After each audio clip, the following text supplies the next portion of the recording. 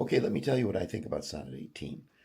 It turns out that Shakespeare had a distant relative on his mother's side, of course, the Ardens, who married an earl. She married the second Earl of Southampton. Her name was Mary Montague Brown. That was her maiden name. By the way, she was betrothed and given away in marriage when she was 13 years old. So those are a couple data points. We can come back later if we want to talk about that certain play. Makes sense that Shakespeare would go to see her when he gets to London. So let's say that's what happened, because right when he would have arrived is the time when the lady had a problem. Her son, who was 16 years old, was betrothed and required to marry this certain girl. The story is that his father died when he was, well, a few years ago. And so when a lord is a male, has no father, he's another earl in the kingdom is awarded his wardship so that he could be raised to the manor.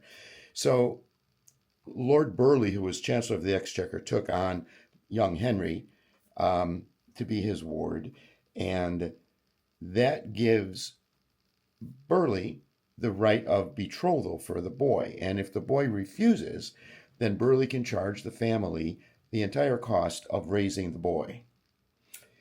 So Burleigh had a granddaughter who had a crush on Henry, and she wanted to marry him. So Burleigh told Lady Mary, "Your son will marry my lovely granddaughter." And Henry said, "No, I won't."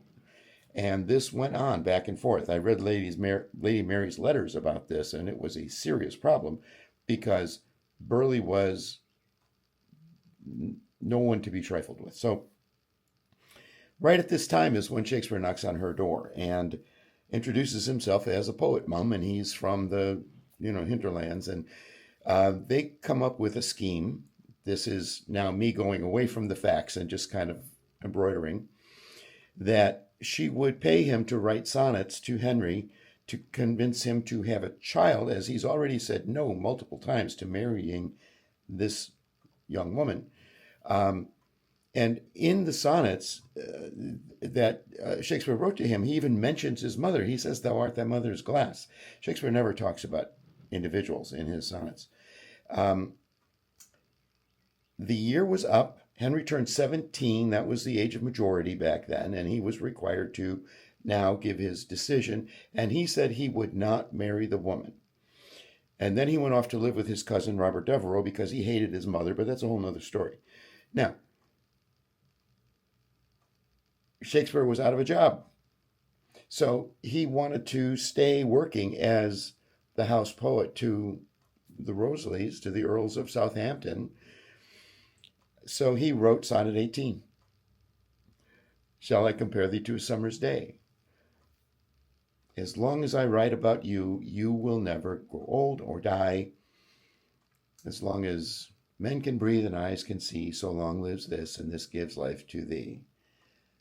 That's an advertisement for his writing services.